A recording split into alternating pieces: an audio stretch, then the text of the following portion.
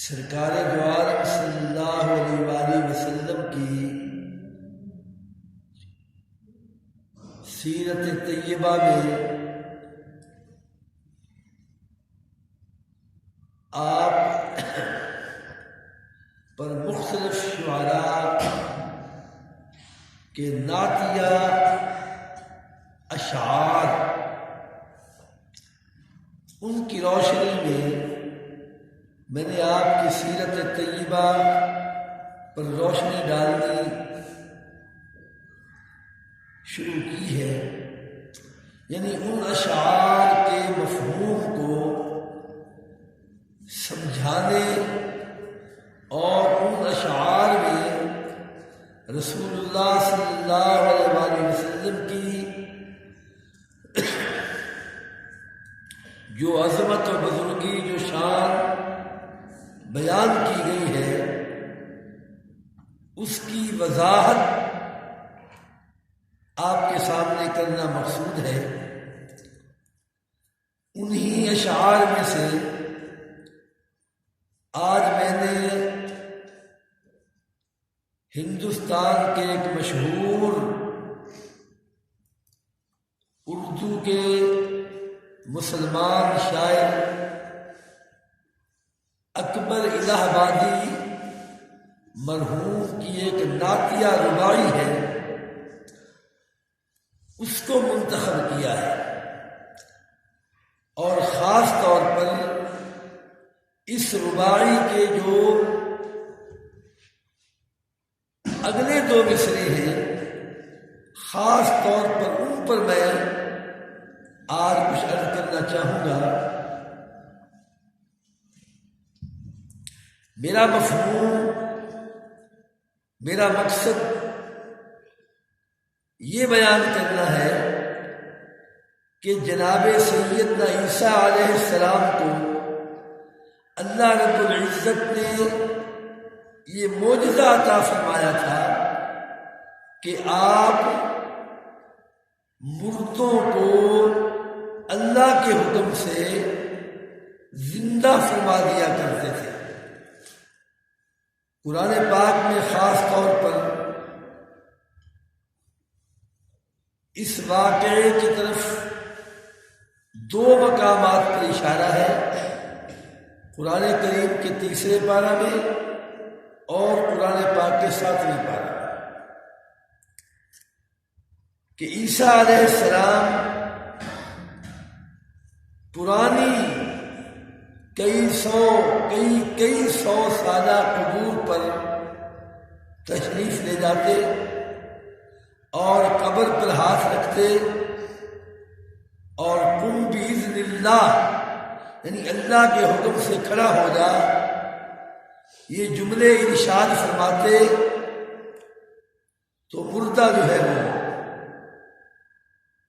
زندہ سلامت کھڑا ہو جاتا، اور آپ اس سے سوال و جواب کرتے، آپ اس کا زمانہ، اس کا عہد پوچھتے۔ یہ واقعات مفسرین نے کتب سیرت میں بیان فرمائے ہیں، میں کوئی شک نہیں کہ یہ حضرت عیسیٰ علیہ السلام کے بہت بڑے معجزات میں سے ایک معجزہ ہے، لیکن ایک ہے کہ مردے کو زندہ کر دینا، ایک ہے مردہ دلوں کو زندہ کر دینا۔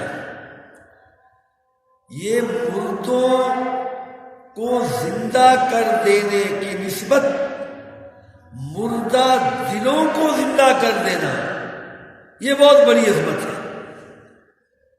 میرے آقا و مولا جناب محمد رسول اللہ صلی اللہ علیہ وسلم کو اللہ نے یہ دونوں عظمتیں بیان فرمائیں، عطا فرمائیں، یہ دونوں معجزے عطا فرمائے۔ رسول اللہ صلی اللہ علیہ وآلہ وسلم کی دعا سے نہیں، نہ صرف آپ کی دعا سے نہیں، بلکہ آپ کے غلاموں کی دعاؤں سے بھی کتابوں میں یہ بات لکھی ہوئی ہے، کتب اس بات پر شاہد ہے کہ آپ کے غلاموں کے ہاتھوں بھی اللہ نے مردوں کو زندہ کیا ہے۔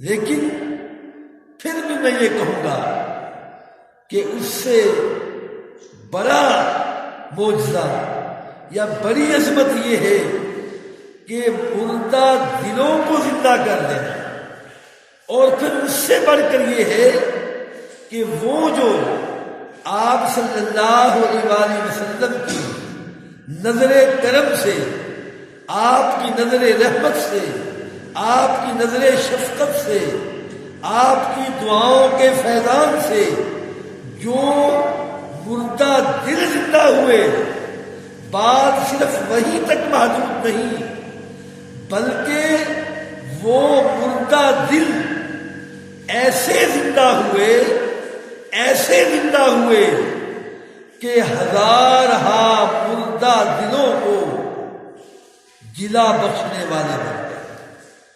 پھر ان مردہ دلوں سے ہزارہا مردہ دل جو ہیں وہ زندہ ہوئے، یعنی اسلام کی روشنی سے ان کے قلوب، ان کے دل و جگر منور ہوئے، اور وہ اسلام کی تعلیم و ترویج و اشاعت کے لیے پھر ان لوگوں نے اپنی زندگیاں وقف کر۔ یہ ہے میری گفتگو کا خلاصہ، یہ ہے میری گفتگو کا لب لباب۔ تو وہ اکبر الہ آبادی کی رباعی نعتیہ، پہلے میں وہ عرض کر دوں، فرمایا درفشانی نے تیرے قطروں کو دریا کر دیا، دل کو روشن کر دیا، آنکھوں کو بینا کر دیا۔ اس مصرے پر پھر کبھی گفتگو کریں گے۔ آج اگلے مصرے پر، خود نہ تھے جو راہ پر، خود نہ تھے جو راہ پر، اوروں کے ہادی بن گئے، کیا نظر تھی کہ مردوں کو مسیحا کر دیا۔ بس آج کی میری گفتگو اس مصرے پر ہے کہ خود نہ تھے جو راہ پر، اوروں کے ہادی بن گئے۔ ایک زمانہ تھا، ایک وقت تھا کہ وہ خود بھی راہ پر نہ تھے، خود بھی اسلام دشمنی میں بہت آگے بڑھے ہوئے تھے، خود بھی اسلام کی چمک دھمک سے کوسوں دور تھے۔ جب میرے محبوب کی نظر کرم ہوئی، نظر رحمت پڑی، نظر شفقت ہوئی، میرے محبوب کی دعاؤں کا فیضان ان کے لیے جاری ہوا، تو وہ پھر ایسے اسلام کے سپاہی بنے، ایسے اسلام کے مجاہد بنے کہ پھر ان کی نظر کرم سے، ان کی بھی نظر رحمت سے ہزارہا غیر مسلم، ہزارہا عیسائی یہودی، اس ہزارہا دین دشمن اسلام کی دولت سے مالا مال ہو گئے۔ آج کے اس مختصر گفتگو میں اس پر صرف ایک مثال عرض کرتا ہوں۔ ایک وقت تھا، ایک زمانہ تھا، ایک دور تھا کہ اسلام کے بڑے بڑے دشمنوں میں ایک نام عمر بن خطاب کا بھی تھا۔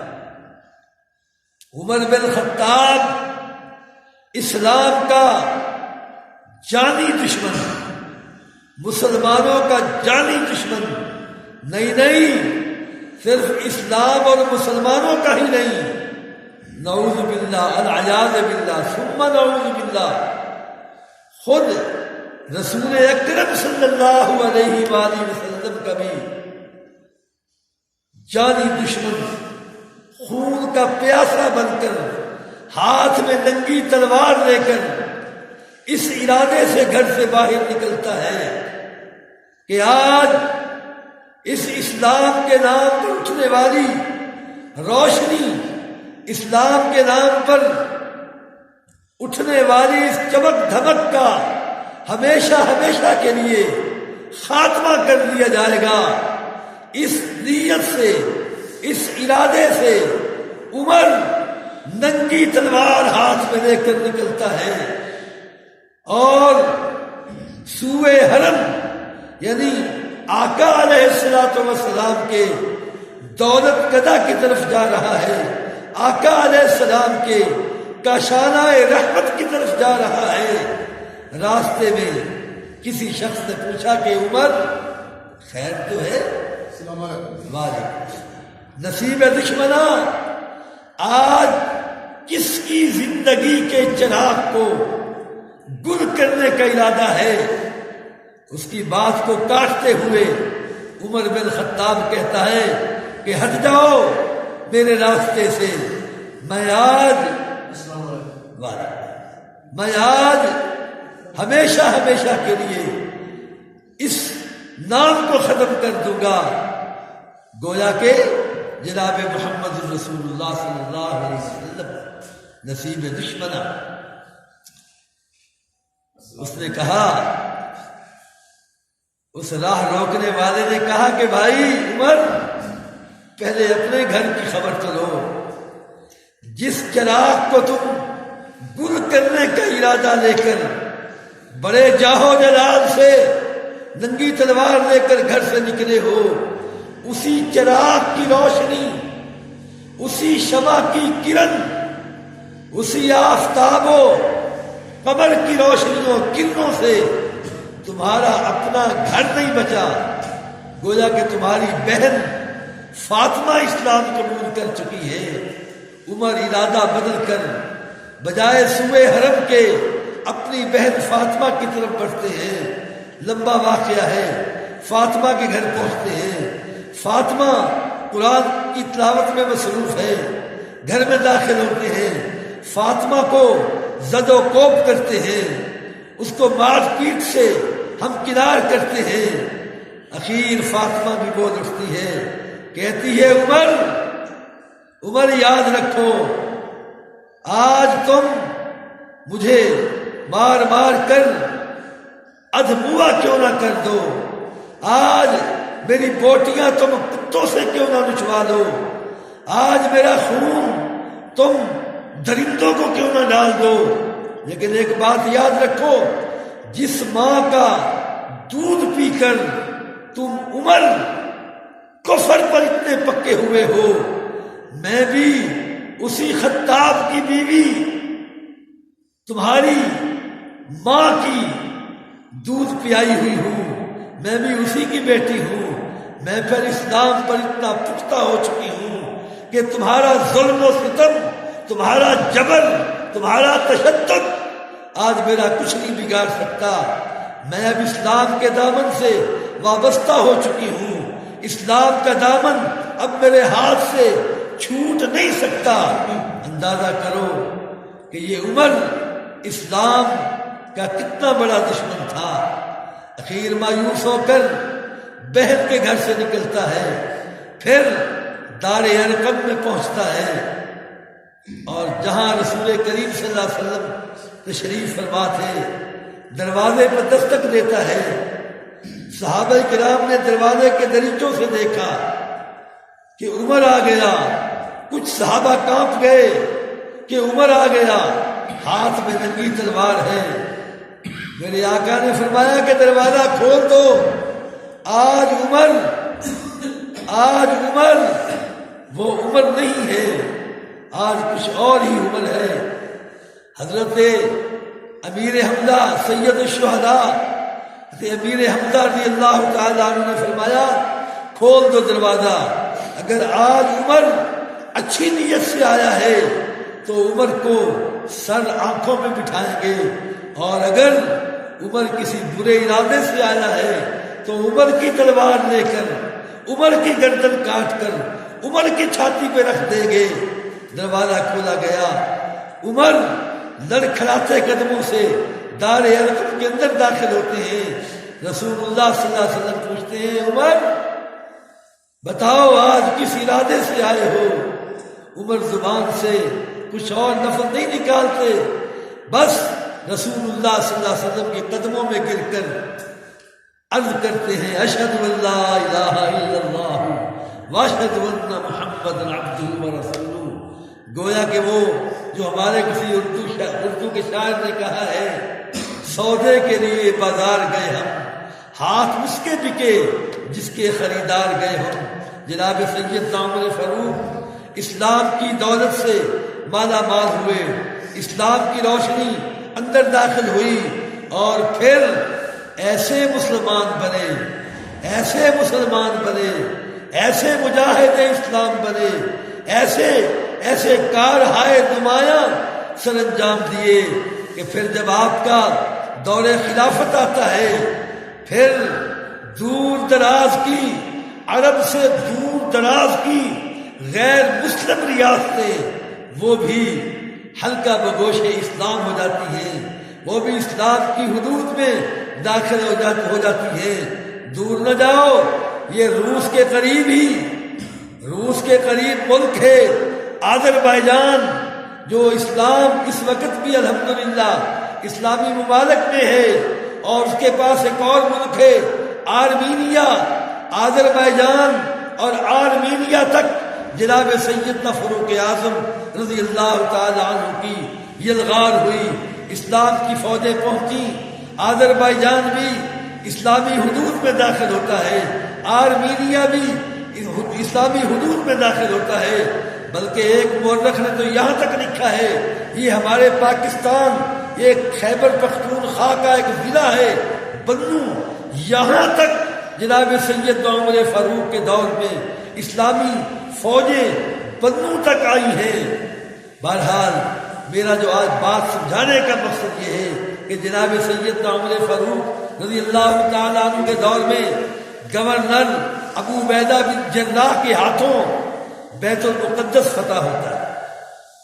بیت المقدس فتح ہوا، اللہ پھر کوئی عمر بھیجے، اللہ پھر کوئی مسلمان مجاہد، کوئی مسلمان حکمران بھیجے جو اس کو پھر ایک مرتبہ بیت المقدس کی بیت المقدس کو آج پھر کسی اسلامی حکمران کی حمیت و غیرت کی ضرورت ہے۔